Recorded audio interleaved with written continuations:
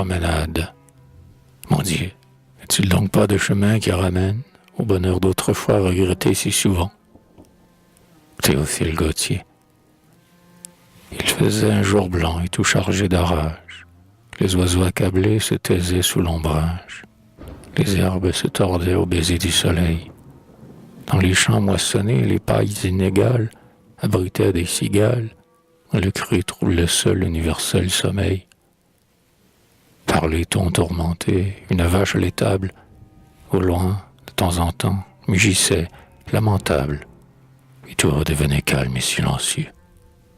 Les chiens, collés au sol et la langue pendante, sous la chaleur ardente, restaient anéantis et n'ouvraient plus les yeux. Nous n'avions rencontré personne sur la route. Avec les animaux, les gens dormaient sans doute. Mais bravant la poussière où s'imprimaient nos pas, laissant notre voiture à l'abri du feuillage, nous vînmes au village, où les toits engourdis ne fumaient même pas. Nous marchions assez vite et baissant les paupières, quand tout à coup surgit, derrière un tas de pierres, une pauvre idiote au geste menaçant. Nous n'avions pas vu la tête effarouchée, car elle était couchée, et nous l'avions peut-être réveillée en passant. Saisissant des cailloux, du fumier à poignée, pelletonnée en rond comme les araignées, elle nous regardait, et le frisson nous prit. En nous injuriant, sa voix était terrible. Oh, le spectacle horrible que celui de la brute ayant vaincu l'esprit. Nous passâmes pourtant, et l'idiote immonde retourna se tapir dans une auge profonde, en disputant sa place au pourceau endormi. Cette apparition assombrit nos pensées. Toutes deux oppressées, nous hâtâmes encore nos pas mal affermis.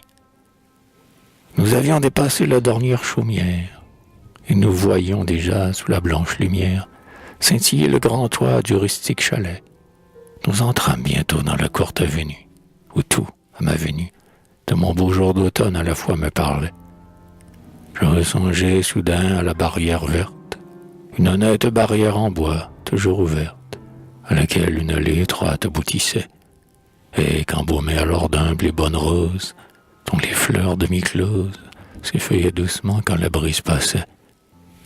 J'aimais cet abandon, j'aimais cette barrière. C'était mon paradis qui commençait derrière, mon Éden, mon espoir, mon songe caressé. Ah, je croyais déjà sentir l'odeur des roses et revoir toutes les choses dans leur simplicité, comme je les laissais. Encore un pas à faire, encore 2 secondes. La sueur à mon front forme des gouttes rondes, que m'importe. Avançons. L'ombre de mon passé, l'ombre de mon bonheur, au détour de la haie, m'attend, menteuse ou vraie, et son seul souvenir charme mon cœur blessé. Enfin, mais qu'est-ce donc?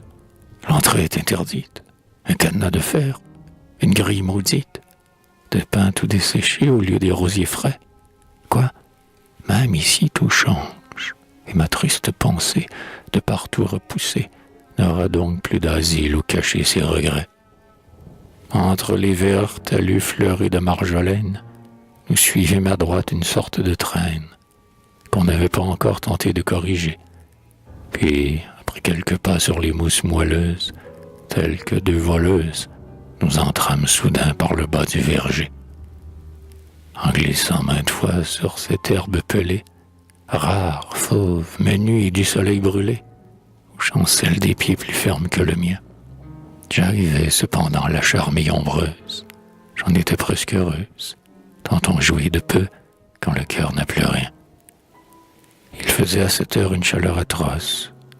Le ciel dardait d'aplomb un jour maille féroce. Cigales et grillons, pâmés de volupté, rougissaient au soleil leur brune carapace. Seul, perdu dans l'espace, un grand aigle planait, roi de l'immensité. Ma mère était assise et bordait en silence, et moi, le front penché, tout à mon indolence, étendu à demi sur le chauve gazon, je regardais flotter des vallons à la plaine, la vapeur, blanche haleine, des monts géants couchés au bord de l'horizon. Nous restâmes longtemps ici sans causerie, le cœur pris toutes deux aux mêmes rêveries. Maman, lui dis-je enfin, je veux faire un bouquet. Prête-moi tes ciseaux. Mais quoi, t'es tenu à la porte connue du jardin, je l'ouvris en poussant le loquet. J'entrai. Mon espérance ici n'était pas vaine. C'était bien le rosier, le jasmin, la verveine, le grenadier chargé de boutons entr'ouverts. Je les retrouvais tous, ces amis sympathiques, dans leur charme rustique. Oui, tous, jusqu'au grand buis aux rameaux toujours verts. Qu'aviez-vous ce jour-là, fleurs dans l'abandonné, que toutes vous étiez tristement inclinées, comme demandant grâce à ce soleil de feu. Vous, si fraîche un jour d'octobre, vous, si belle, pourquoi donc vos ombelles semblaient-elles tout bas murmurer un adieu? Je formai néanmoins de ces plantes mourantes un énorme bouquet aux senteurs enivrantes. À peine des deux mains le pouvais-je tenir. J'avais joint seulement mes fleurs préférées, quelques gerbes nacrées, d'oranger et de lys purs comme un souvenir.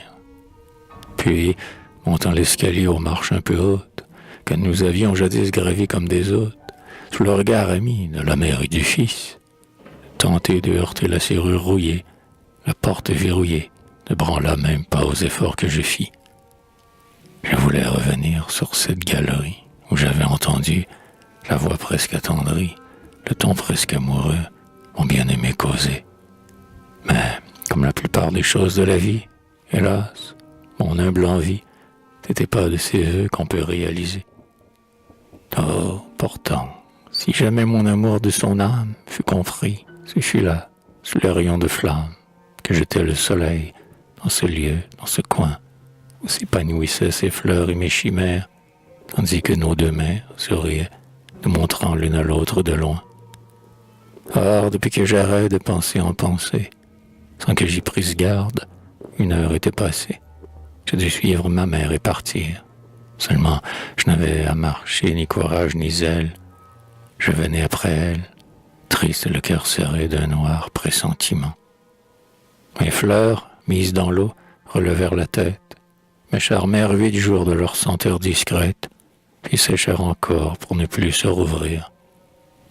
Mais mes chers souvenirs, fleurs, bouquets de mon âme, sans que rien les entame, en moi vivent toujours et ne sauraient mourir. Hélas, j'avais volé cette heure de délices l'an passé. J'ai vidé depuis d'amers calices. Je ne vais plus là-bas. Savez-vous cependant ce que pensent ou font mes fleurs abandonnées, et dans tant de journées, ce qu'aux roses les lys sont dit en m'attendant?